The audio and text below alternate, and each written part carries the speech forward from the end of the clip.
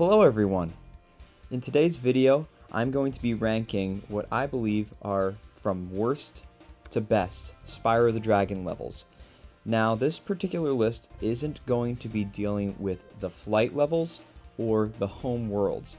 While those levels in many respects operate as kind of levels in their own rights, especially the home worlds, they have their own gems, they have their own portals, they have their own platforming, all that type of thing. We will not be treating those as levels to be individually considered in this list. Same with the flight levels, completely different type of component than the traditional platforming of Spyro. So we're just going to be considering the mainline levels as well as the boss levels, because the boss levels in the first game, for all intents and purposes, serve as traditional Spyro levels with an inserted, slightly more difficult enemy put at the end of them. So that being said, all formalities out of the way, let's go ahead and get started with this list. At number 23, we have Gnasty Gnorc. Now, this level, I think, is probably the hardest of the boss levels, which really isn't saying too much. All the boss levels in this first Spyro game are laughably easy, and really just kind of relaxing in their own right. Gnasty Gnorc is at the bottom of this list, not so much because I hate this level, but just because in the midst of all the other great levels in this game, this one kind of just, feels like an anticlimactic final boss fight. The trickiest part of the level comes with various platforming as platforms recede into a wall and Spyro has to do some pretty fast gliding, especially some charging into and then building into those, longer glides. It's pretty much just a chase all around. You pretty much just use the charge function, and it's just some tedious platforming overall with respect to that. Once you get to Gnasty Gnorc, you just flame him a few times, and then the fight is pretty much over. It's a little bit disappointing after, taking some time to really freshen up your platforming skills, and even dealing with some slightly harder bosses earlier in the game. So I think that this level is kind of annoying a little bit, especially with the egg thieves now holding keys that you need to get to the certain areas of the level where Gnasty is. Aesthetically, it's a decent level. Kind of has a little bit of a night sort of feel, a little bit shiny, a little bit shimmery. But once again, when compared with all the other fantastic levels in the game, Gnasty Gnorc just falls fairly short, both as a final boss battle and as a final hurrah for the game. At number 22, we have Twilight Harbor. Some of you may be starting to see a little bit of a theme here. This is the second level featured on Gnasty's World that I have near the bottom of this list. The coolest thing I can say about Twilight Harbor is the lighting of the level. There's kind of this burnt orange sunset glow that really enhances the overall aesthetic experience of the level. But truly, the enemies in this level are just frustrating. They aren't frustrating to the point where, you're dying every time. Maybe if you're a first-time player of the game or the level, that type of thing. But at this point, I find myself just, trying to blaze past certain enemies. A jump and flame type of attack seems to do best for them, but you try to charge or you get too close and you are surely going to be shot full of bullets. Because these, whether it's kind of the smaller grenade throwing guys, whether it's the larger frogs with the big machine guns, there is just so much to avoid, and it really becomes a tedious level in terms of the enemies. I would say that this is the most difficult level with respect to the enemies in the game. Now, the second most difficult will come later, and I'll certainly have a lot to say about that one when it's time, but no spoilers. So, Twilight Harbor, really good aesthetic level, hampered by some really difficult and tedious enemies. At number 21, we have Treetops. There was a time when I was much, much younger when this one would have been the worst. And I'm sure that many of us, as even the most diehard of Spyro fans, probably had a time where Treetops was just the absolute bane of our existence. The supercharge function is just a platforming nightmare for us, especially as youngsters. following both the green thief and the red thief respectively came with just such an impressive mastery of the supercharging function of the game. And truly, it took so much time, effort, and frustration to just get it right. And the amount of game overs it would take to finally get to those ledges where the supercharges would take us, and we got those 25 gems. Oh my goodness, it was truly a nightmare, and it was years and years of playing Spyro before I ever fully 100%ed this level. The enemies overall are not too bad. Really watch out for the attacks of those big trees that just fully thrust their bodies at you. You just got to be really careful of that type of thing. And whatever it is, whether it's corn cobs or leaves, it looks like, I always thought it looked like corn cobs thrown by those little trees when I was younger. You know, more things to just overall watch out for. So treetops, while not my least favorite anymore, is certainly one for the books in terms of just the overall platforming difficulty and just the mastery demanded of Supercharge in the game. At number 20, we have Dr. Shemp. Now, Dr. Shemp is honestly, for where it is in the game, one of the trickier boss battles. It's in World 2, and it's one of those ones where you just have to get the timing right. I think the look of the level is very cool, as are most of the levels in the Peacekeeper's world. The kind of desert theme really suits the level well, kind of similar to the vibes of Clifftown and Dry Canyon, also in the Peacekeeper's world. So, with respect to Dr. Shemp, not an exceedingly difficult level, just really get that timing right, make sure you're flaming at his backside. But the last few times getting his backside was always very tricky for me as a child. Once again, nothing too special about this level. It's just one of those ones that doesn't stand out too much for me, and thus lands at the number 20 spot on this list. At number 19, we have another one of these boss levels that just doesn't really stand out as much as some of the other levels in the game, and this is Blowhard. Blowhard is the boss level in the Magic Crafters world.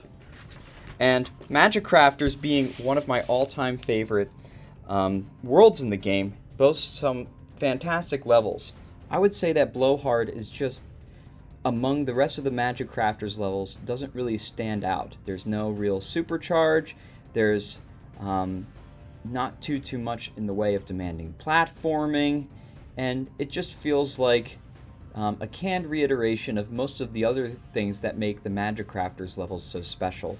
The boss is once again laughably easy. Watch out for his lightning attacks, watch out for his tornadoes, all that type of thing. And once again, it's just a matter of timing, and yeah, they're just, some of these levels aren't so much on this spot of the list because of anything that truly knocks them down, as much as they just don't stand out as much as some of the other levels that are just better in the game. At number 18, we have Gnorc Cove. This is another one of those levels that actually has grown on me a little bit in time. And it kind of just reinforces how Gnasty's world is my least favorite world in the game. And that's by design. I think that truly the whimsicality and the magic and the color of the other worlds is truly robbed and taken away from Gnasty's world. And I say that's by design because we're treated to the beauty of the dragon worlds and just this depressing, kind of grayscale, industrial, mechanized feel of Gnasty's world. And I think that's really well represented with Gnorc Cove. And while I think it's a very well designed level, I think the color scheme, the lack of magic, the lack of color and whimsicality is kind of what detracts it for me. So while Gnorc Cove is a well designed level, it's one, for me personally, that just doesn't resonate as much on account of its darkness and just less vibrancy than the earlier levels throughout the dragon sections of the game. At number 17, we have Haunted Towers. Now, I was talking about how much I love color and whimsicality, and while this level is very colorful and whimsical, it's one that is just hampered by frustrating section after frustrating section. When I was young, I did not think to use that super fairy and that super flame to get rid of all of those heavy duty armored knights.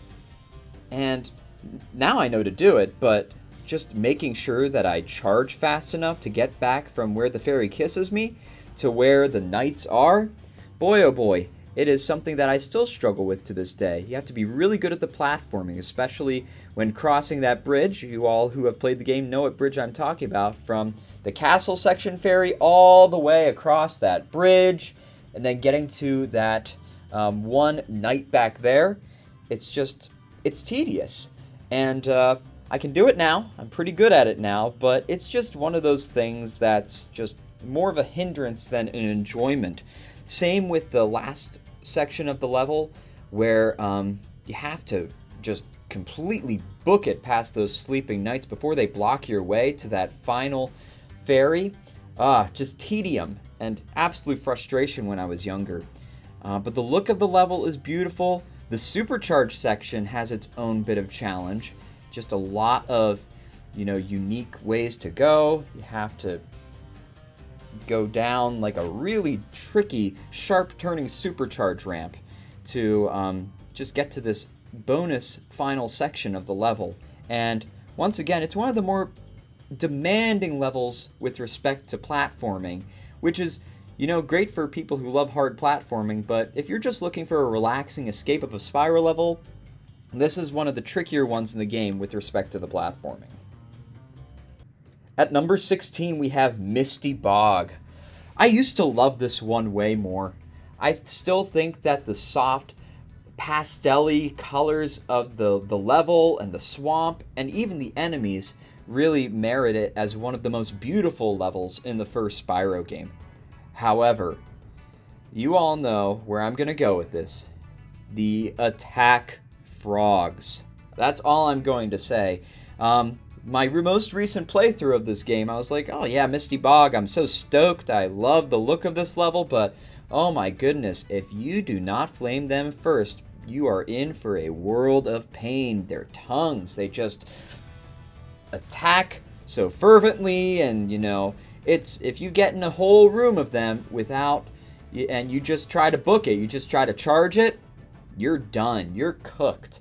I still have my fair share of hard times making sure that Sparks is fully charged up, when I have to get inside that cave area. And then you have to be prepared for those charging warthogs that come out of nowhere. It's just a matter of timing and really knowing your enemy. And Misty Bog, I think, other than Twilight Harbor, is most certainly the level with the most difficult enemies. So once again, a beautiful level where enemies slightly hinder that experience. At number 15, we have Dark Passage, another level from the Dreamweaver's home. Very magical, whimsical level, but one of those levels that comparatively feels very long. So the whole passage theme kind of is basically meant as this continuation of, well, you made it through the passage, but oh wow, you are short 200 gems. Make sure you know where to go next, and it's a whole other set of things. And while this is a really awesome experience for a lot of people who love the level, because there are many who do love that sense of continuation and that vastness that really defines Dark Passage, I think it can be a little bit long, given just its repetition in a lot of ways. It's dark, it kind of continues, it kind of meanders in a way that I think is a little bit, it doesn't really know where to end. And once again, tricky enemies. I never like those cupids. Just make sure that you know where those arrows are coming and give them a good flame before they get you. But overall, a good level. Once again, all these levels are good. This is maybe my favorite video game of all time, so there are no duds. Just, once again, some better than others. Let's move on. At number 14, we have Toasty. This is such a great boss level. and one that kind of gives a glimpse as to just the overall feel of the boss levels throughout the game. So a lot of the boss levels, kind of take on the themes of the levels within their homeworld and that type of thing. And Toasty kind of has that very pastoral, that very rural, and that very, decidedly pretty type of scenic aspect to it, with, this boss that you think is, this big old scary scarecrow, but it's actually just a sheep. So, very, very easy boss levels, some fun platforming. The dogs get tedious. Make sure that you give them a good flame, and then stand back. That's something you learn the hard way when you're much younger. But my favorite part about this level is most certainly that lighting, most certainly that sky, and it's just a beautiful, beautiful boss level. At number 13, we have Wizard Peak. This is basically I always thought of it as the treetops of Magic Crafters, not because the levels really bear any type of visual resemblance, but because of the tedious nature of the supercharged platforming present in the level. Boy oh boy, as a younger lad, this one was a doozy. I would just escape the level with those 175 odd missing gems and think, well, I can never get to those platforms, until I was probably a teenager, is when I figured out, and mastered the supercharged function of the game. So, with respect to Wizard Peak, mastering Supercharge is what makes the level a much more exhilarating and fun experience. The lighting is beautiful, the sense of teal in the sky, and then that beautiful kind of checkered flooring pattern and in the interior, and that nice gold light. It's a very, very beautiful level, and that soaring on the mountaintops just makes it a lot of fun. At number 12, we have Ice Cavern. I think that this is one of my all-time favorite ice levels in any of the Spyro games, whether it be in Spyro 1, 2, or 3. It really captures that ominous feel, and I'm going to mention soundtrack, especially for this one. I should have probably been mentioning soundtrack for all of them, because they're all fantastic, but I think that the soundtrack, Stuart Copeland does a fantastic job in this song of showcasing that sense of sound reverberating in this icy chamber. And that really enhances the overall experience of the level. This level is very exploratory. There's kind of different channels to go in. If you're missing some things, you can either take the back way, you can maybe go in the side area to get to that back way. It really depends on how you want to navigate it. And I love that level of decision making that's left to the player with respect to that leveling exploration. At number 11, we have Town Square. This one is a lot of fun. It kind of has that very Spanish type of feel. You think of like a Spanish town or a Portuguese town, something in that area of Europe or something like that visually. And once again, I love the levels with those warm colors, those warm skies. And Town Square really showcases that kind of very terracotta feeling Spanish village with a nice sunsetty sky. The one thing that I never liked when I was younger was the egg thief in this level. The demanding gliding to get that right.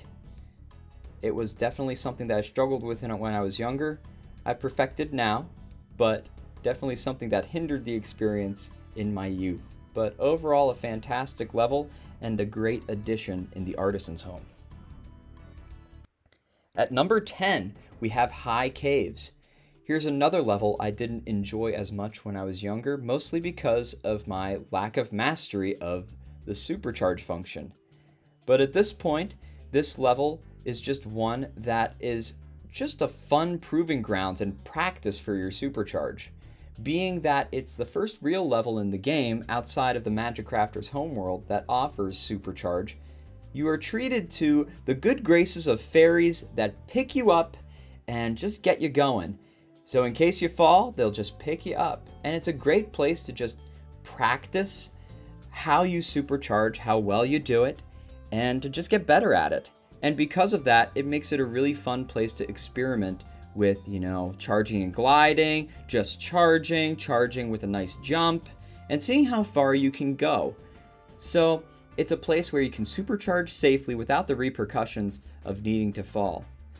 Now, the spiders in the cave are their own type of issue, but once again, mastery of supercharge and finding that fairy really makes getting rid of those nasty spiders very satisfying. I always like charging into them more because they just kind of floated away, like as if the sheer force of your charge was too much type of thing. So once again, fun level. I love the contrast between the beautiful just grassy areas and kind of the dark foreboding caves. That contrast just makes the level all that much more interesting. Yep, we are in our top 10 now. Actually, we were just in our top 10. But moving on to number 9, we have Terrace Village. One that I think is probably really underrated among just Spyro enthusiasts. This level is really, really brown. It's really brown with the occasional green frogs and zapping creatures along the way. But I think that this level just has its own type of charm to it. Feels like a real swampy village and kind of an extension of the Beastmaker's homeworld, but kind of manifest as its own level. So you have these swampy villages that are taken over by these electric, all this electricity basically, and it's kind of interrupting the way of life of these citizens of Terrace Village. And I really like that offsetting of the very grimy, muddy, swampy feel of the nature with this technology that's offsetting it. It makes for a really interesting level experience, and I love how subtle the music is in this level. It's very quiet and kind of decidedly takes a back seat to the rest of the components of the level overall. But I really, really enjoy how the music plays that sparse role in the same way that the scenery of the level takes on that sparse role. The simplicity is key in Terrace Village, and I like that in the midst of the bombast and whimsicality of the other Spyro levels, you have Terrace Village as kind of this beacon of simplicity in the midst of it all. At number 8, we have Dry Canyon. Dry Canyon is another one of those levels that really represents the beautiful simplicity of the more, how do I best describe it? The more dry and organic Spyro levels. I always kind of separate certain levels into the categories of the very lush and the very dry and barren. And I think that the barren levels have their own type of charm. They come with some of the more rugged dragons with their unique anecdotes and how they like to eat certain enemies, that type of thing, and how they like to crush certain enemies. That's always very fun. But Dry Canyon is just a joy to glide in. I love just how far you have to glide to get to certain things, and it's really good practice for making sure that you are starting your glides at the right place, giving it a good charge or a good walk, and it's really exhilarating once you just get that gliding platforming done really well, just flying all across the canyons. At number 7, we have Jacques. I love this level. It's so bizarre, it's so quirky, it's so unique, and the enemies are just so demented and bizarre. I think that this is a turnoff for some players, but it is absolutely something that keeps me coming back to this level again and again. You have these bizarre looking ogre type creatures, some holding flowers, some in armor, but in any type of way, in any type of respect. They're always making weird noises at you and knocking you off of ledges at poor times. There is also the frustration of those jesters who temporarily open up your platforms, but also close up certain platforms if you don't get to them in time. So make sure you get to them in time. I love the offsetting of those whimsical jesters with the real scary looking enemies and just the almost apocalyptic canyon type look of the level. Jacques as a boss is really quirky, being basically just a jack-in-the-box that you have to chase around until he leaves you quite a nice collection of 25 purple gems. At number 6, we have Cliff Town. Cliff Town is the perfect blending of that desert type of feel, but with just a little bit more civilization and character involved. Where Dry Canyon feels like just a ton of rocks that are very fun to glide on, Cliff Town kind of continues that theme of long gliding, but not just with the various canyons and rocks, but also with the uniquely shaped buildings and unique enemies along the way. There's the ladies that are guarding their big kettles and spanking you if you get too close. And then there's kind of the armored guys who just charge at you if you're not careful. So I think that Cliff Town kind of takes certain elements of other Peacekeepers levels, gives them more variety, gives them a bit more structure, and gives them a bit more character and life, being that there's more buildings involved. At number 5, we have Stone Hill.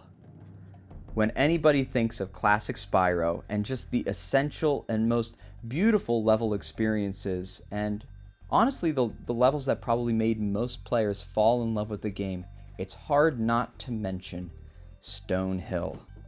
Stone Hill was the first Spyro level I played outside of the obvious artisan home that we're plopped into, but Stone Hill just captures the essence of what we as fans all love about Spyro the Dragon. The lush green rolling hills, the pastoral scenery, those shepherds that whack you with their canes, the first egg thief that we have to deal with, and just the beautiful architecture offsetted with the rolling hills and gorgeous landscapes. Depending on the cave that you go into, you're either treated to a beautiful stone room filled with gems, or you're treated to kind of this other area with lots of green grass, or you go down a little bit and you find a beautiful coastal beach area. And this variety represents all the different architecture, scenery, and beauty that was showed in this 1998 platformer. And Stone Hill, I believe, best captures that simplicity yet complexity that makes the first Spyro the Dragon such a wonderful and meaningful experience. It would be number 1 if not for these 4 fantastic levels that I think capture that essence just a little bit more. At number 4, we have Metalhead. Yeah, a boss level in the top 5. But once again, these boss levels function so well as standalone levels on their own with a special, more tricky bonus enemy in the end.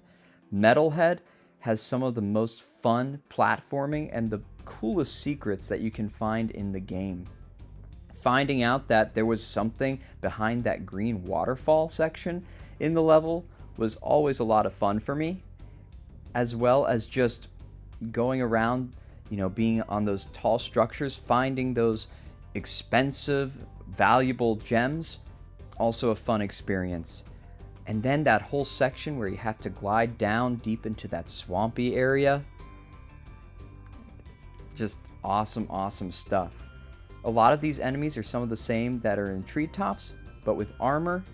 And once again, I think that this level best captures that swampy feel of Beastmakers, but with also that very electric feel, this boss being one that you have to run into those electric poles to defeat. One of the things I love most about Metalhead, though, is its song. That very percussive, constantly shifting time signature type feel of that theme in the level just keeps it upbeat, it keeps it alive.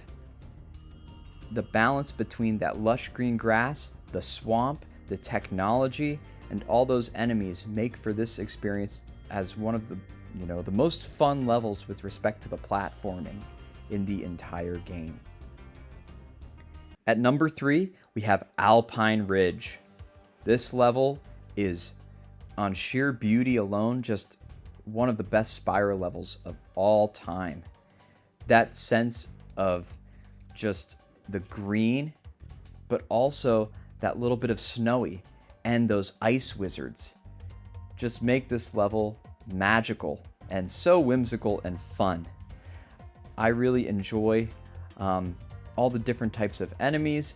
I enjoy even the druids. I think that the druids add a level of fun to just the whole platforming experience. The timing of making sure that you're getting those platforms right, the different tunnels, just everything in this level is a blast. But the most beautiful part, I would say, has certainly got to be just the overall look of the level. That's got to be, the snow, but also, the green grass. It looks like the level is best, described, I would say, as the changing of seasons. It looks like winter moving into spring, and it's really a beautiful level experience to witness. At number 2, we have Dark Hollow. Every time I play the first Spyro the Dragon game, other than probably my first few playthroughs when I was younger, instead of starting with Stone Hill, I always go right to Dark Hollow. It's just one that I always look forward to. I hurry up, I get my 100 gems in the Artisan world, and head right for the Hollow, because that is just truly one of my second favorite experience in the entire game.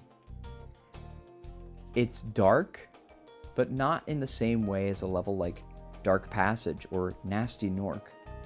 There's a darkness, but it's almost as if when you're looking at a night sky, it's not black, it's deep blue with shining stars. And then you have lots of those green frogs, those green enemies also giving that sense of color, and it feels like a summer night out with fireflies. One of my favorite parts of the level, though, has to be that little chamber that you go into on the side. You have those beautiful kind of checkered type floors that I just love so much, whether it's in Wizard Peak or Dark Hollow or any of those levels that just have that gorgeous, magical architecture. I think Dark Hollow, that whole side area that you go into, you find the key, and you find, all those gems and those enemies that hit you with your bellies, with their bellies. It just makes for a really beautiful type of, it feels like going into a castle on a dark summer night. And though Dark Hollow is dark, there's nothing depressing or foreboding or scary about it. It's just whimsical, it's magical, and once again, it feels like summer night with the fireflies. And for that, it's one of the most magical experiences in the entire game. Only one level tops it. Let's talk about it. For my final pick and my favorite level in all of the first Spyro the Dragon game, that honor has to go to Lofty Castle. Lofty Castle perfectly encapsulates what is magical about the first Spyro the Dragon game. Whether it's that gorgeous, gorgeous pink sky, whether it's the fairies that whisk you away in various whirlwinds, whether it's that bit of supercharge and some challenging platforming, whether it's just going inside that gorgeous castle, or just the overall feel of the song that just runs and runs through your head. That beautiful piano starting things off that builds into this powerful, strong, emblematic theme. Lofty Castle just perfectly balances the fun of the platforming with the aesthetic and beauty of the experience. It's also one of the simpler levels in the game.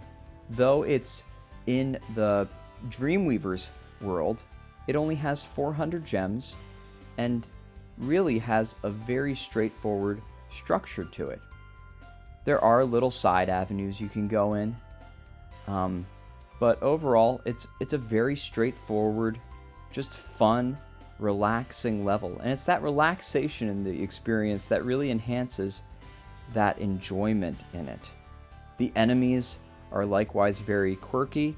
You have these giant Gnorc looking guys with these nasty looking kind of Shrek style froggy balloons type of thing that are just going up and down. It's always fun to pop their balloons. And then there's more of those enemies that are just floating around that you charge into. And it's just the magic and whimsicality of Spyro manifest in one perfect level.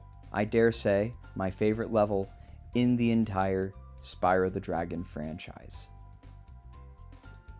I hope you all enjoyed my list and just overall enjoyed, maybe reliving some of your favorite memories with various Spyro the Dragon levels. Thank you for watching, and looking forward to interacting and sharing more with you again soon. See ya.